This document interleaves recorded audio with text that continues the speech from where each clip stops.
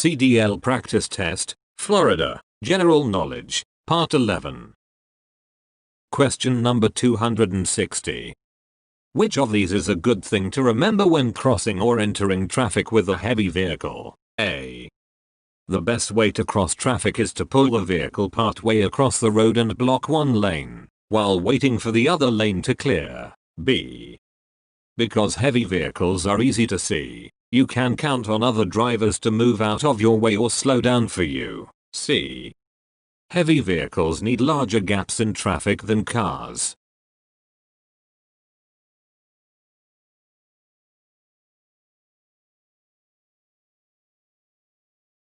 The correct answer is here, C. Heavy vehicles need larger gaps in traffic than cars. Explanation. Large, heavy vehicles accelerate more slowly than passenger cars, and they are also longer. When driving such a vehicle, you need a much bigger gap to enter traffic than you would if you were driving a car. Question number 261. What is the most important reason for putting lighter cargo on top of heavier cargo when loading a truck? A. To avoid crushing the lighter cargo. B. To allow for safer braking. C. To increase the fuel efficiency of the vehicle. D. To avoid tipping over when swerving, avoiding a hazard.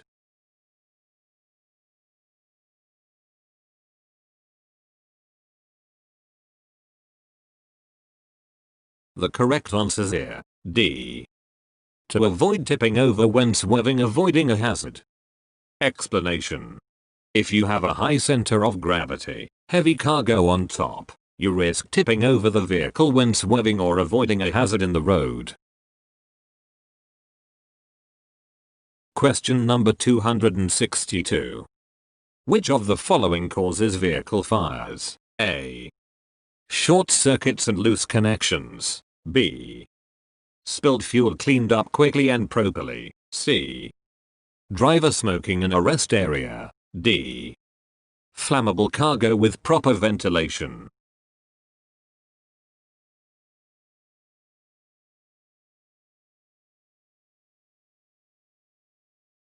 The correct answer is here, A. Short circuits and loose connections. Explanation. While all of the things mentioned have the potential for danger, it is only when they meet the right conditions that they can cause a fire, such as short circuits and loose connections. All the other causes, if properly managed, will not spark a fire. Question number 263. When a doctor prescribes medication for you and you know you will be driving, you should A.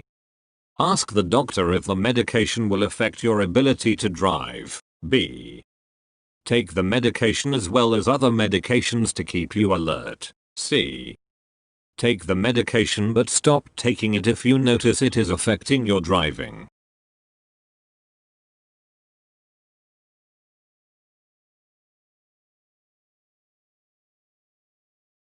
The correct answer is here, A.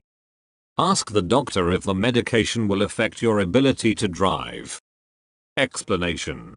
Some prescription drugs can impair your driving abilities. If your doctor prescribes a medication for you, be sure to ask him or her if the medication can impair your driving abilities. Question number 264. To transport cargo safely, which of these are you not responsible for? A. Recognizing possible overloads. B. Making sure that cargo is properly secured. C. Inspecting the cargo. D. Ensuring the freshness of sealed cargo.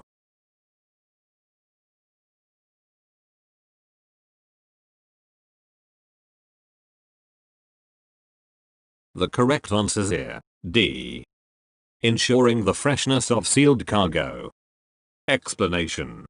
You are not responsible for the state of sealed cargo, nor can you inspect it. You are only responsible for the safety of the cargo, ensuring that it is balanced, secured, and not overloaded, and does not get in the way of emergency equipment. Question number 265. Is it safe to add coolant to a coolant recovery tank or coolant overflow tank while the engine is at operating temperature? A. Yes, but only if the coolant recovery container is part of the pressurized system. B. No, never. C. Yes, if not part of a pressurized system.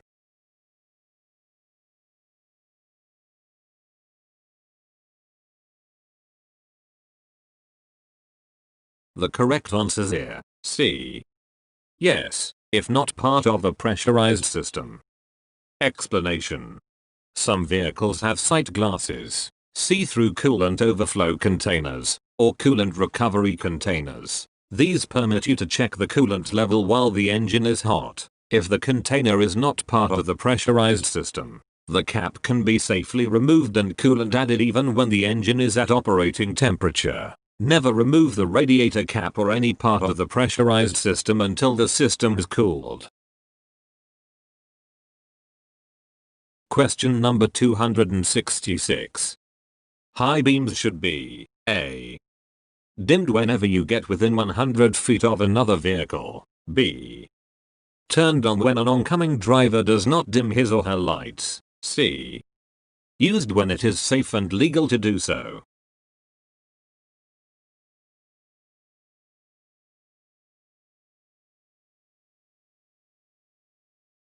The correct answer is here, C. Used when it is safe and legal to do so. Explanation. High beams will help you see farther ahead at night, making you a safer driver. However, to prevent blinding other drivers, dim your headlights whenever you are within 500 feet of an oncoming vehicle or within 500 feet of a vehicle you are following. Question number 267. Which piece of emergency equipment must be carried in a CMV? A. First aid kit. B. Seatbelt cutter. C. Warning devices.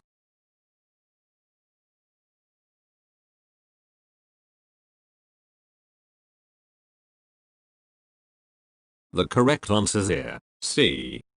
Warning devices. Explanation.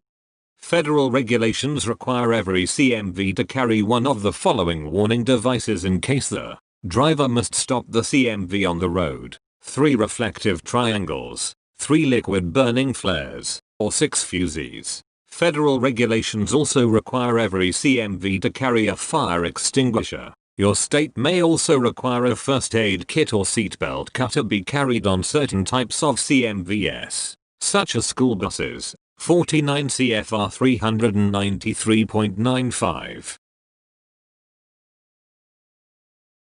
Question number 268.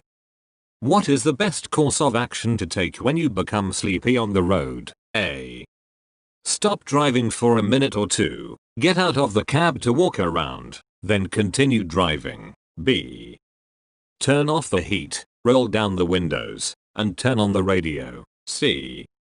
Take some caffeine or other medication that helps with alertness. D. Find somewhere safe and suitable to stop and take a nap.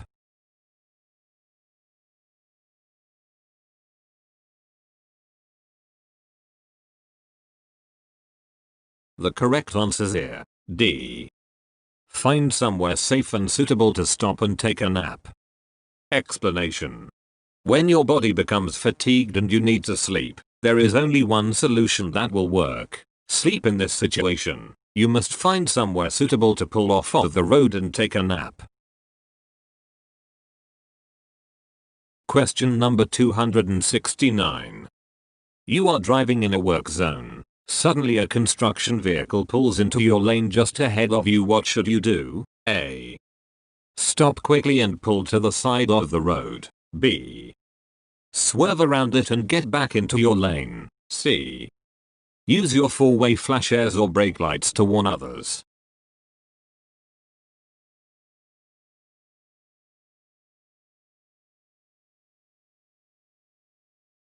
The correct answer is here, C. Use your four-way flashers or brake lights to warn others. Explanation. When approaching a hazard in a work zone, warn the drivers behind you by flashing your brake lights or, if state law allows it, turning on your four-way flashers. Question number 270. Which of these is a danger of crossing railroad tracks or dirt roads? A. Your tires could sink into the dirt and not cross the tracks. B. The ground underneath the tracks might not be stable. C. You could get hung up halfway across.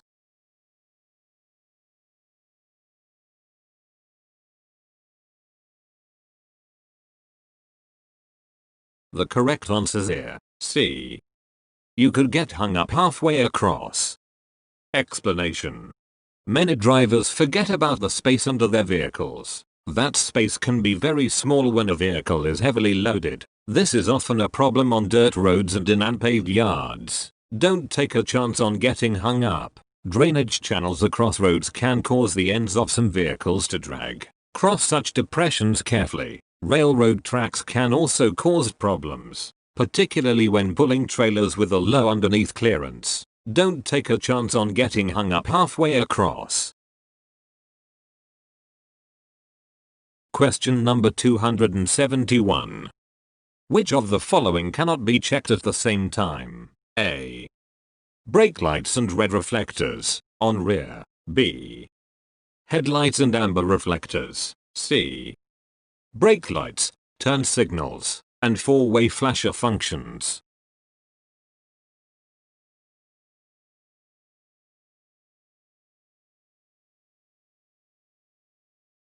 The correct answer is here, C.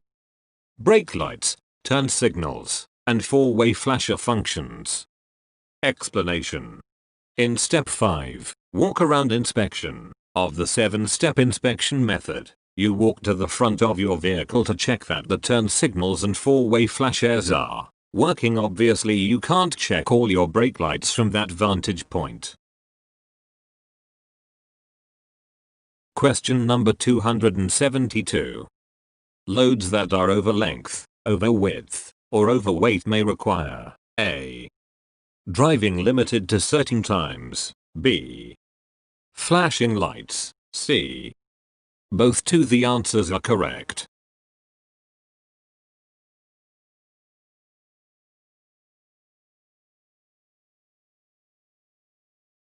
The correct answer is here, C. Both two. The answers are correct. Explanation.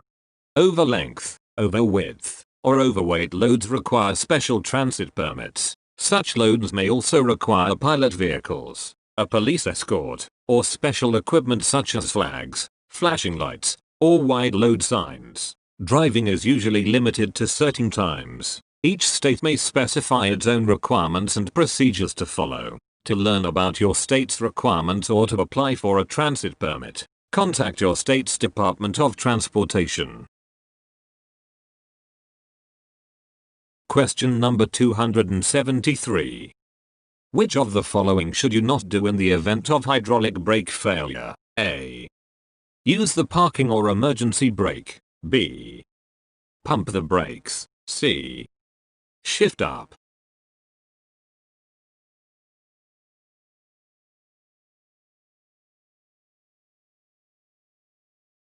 The correct answer is here, C. Shift up. Explanation. If your hydraulic brakes fail while you're driving, try pumping the brake pedal to build up enough hydraulic pressure to stop your vehicle. If this fails, downshift to use engine braking and apply the parking brake. Release the parking brake before you lock the wheels. If all else fails, look for an escape route. Head for an escape ramp or an open field and let your vehicle slow to a stop. Question number 274. Which of these equals the total stopping distance? A. Reaction distance and braking distance. B. Perception distance and reaction distance and braking distance. C. Reaction distance and braking distance and signal distance. D. Perception distance and reaction distance.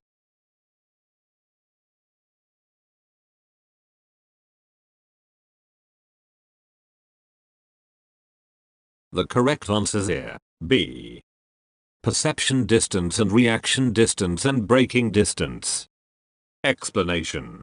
Total stopping distance is the sum of your perception distance, how far the vehicle goes from when you see the hazard until your brain processes it. Reaction distance, how far the vehicle goes from when your brain orders your foot to take action until your foot actually starts to brake. And braking distance, how far the vehicle continues to travel once you apply the brake.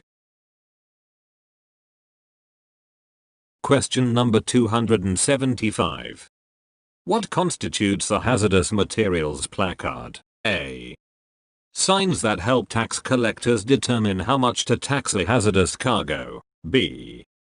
Signs on the inside of the vehicle that remind the driver what he or she is carrying. C.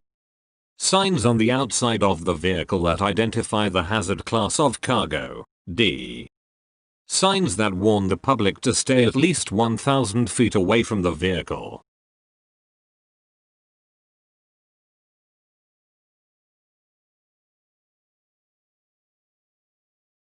The correct answers here. C. Signs on the outside of the vehicle that identify the hazard class of cargo. Explanation. Hazardous materials placards are 4 regulated signs on the outside of the vehicle that identify the hazard class of the cargo for those who need to know, such as emergency service personnel or those who load and unload cargo. Question number 276. When the engine is at operating RPMs, the pressure is built up from 80 to 100 C within 45 seconds in a dual system. A. Oil. B. Temp. C. Air.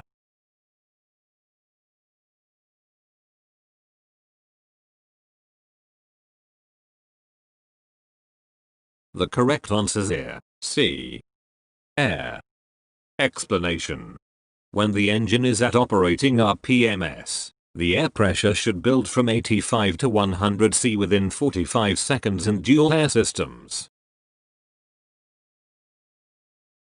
Question number 277.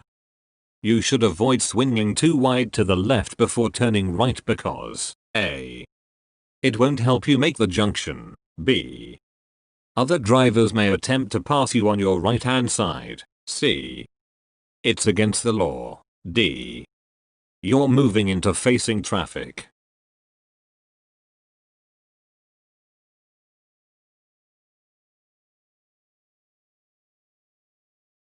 The correct answers here. B.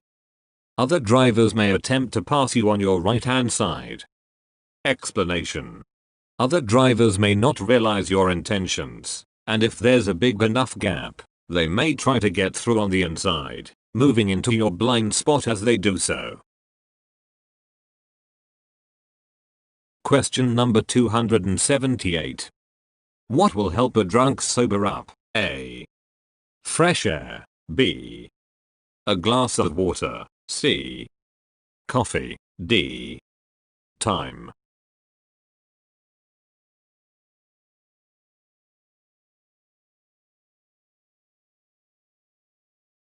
The correct answers here. D. Time. Explanation. There is no fast answer for getting the alcohol out of your system, since it is inside your bloodstream. Coffee and fresh air will not do the trick. You must wait until you are sober or risk losing your CDL if you drive. While country songs say love will help, we recommend you don't risk it. Question number 279. Which of these statements about tires and hot weather driving is true? A. The air pressure of a tire decreases as the temperature of the tire increases. B. When driving in very hot weather, you should inspect your tires every 2 hours or every 100 miles. C.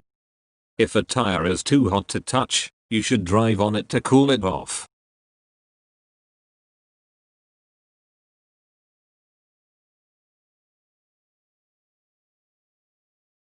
The correct answers here. B.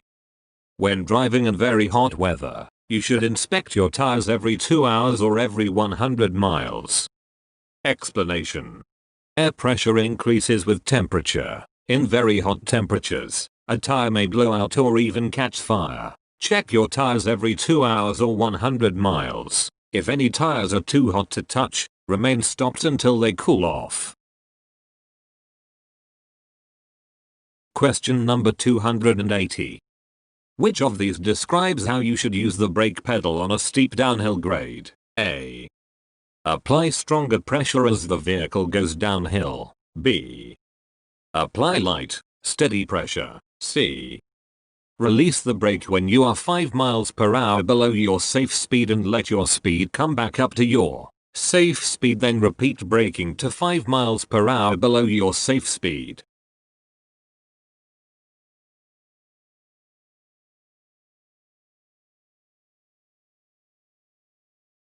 The correct answer is here, C. Release the brake when you are 5 miles per hour below your safe speed and let your speed come back up to your safe speed, then repeat braking to 5 miles per hour below your safe speed. Explanation. On a long or steep downgrade, don't keep applying your brakes continuously because this might cause them to fade, become less effective. Instead, apply your brakes only as a supplement to engine braking. Use the following technique. Select a safe speed. Let your vehicle reach this speed. Brake just hard enough until you are going 5 miles per hour slower. Then let your speed increase back to the safe speed. Keep varying your speed up and down this way. This technique is known as snub braking or snubbing. Question number 281. Tie downs must be of the proper type and strength. The combined strength of cargo tie downs must be strong enough to lift A. the weight of the cargo tied down, B. twice the weight of the cargo tied down, C. 3 times the weight of the cargo tied down, D. 1 1/2 times the weight of the cargo tied down.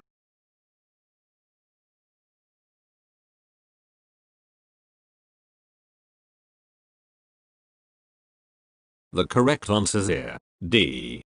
1 1/2 times the weight of the cargo tied down. Explanation. Tie downs must be of the proper type and proper strength. Federal regulations require the aggregate working load limit of any securement system used to secure an article or group of articles against movement must be at least 1 1/2 times the weight of the article or group of articles. Question number 282. You are checking your steering and exhaust systems for a pre-trip inspection. Which of these statements is true? A. Leaks in the exhaust system are not a problem if they are outside the cab. B. Some leakage of power steering fluid is normal. C. Steering wheel play of more than 10 degrees can make it hard to steer.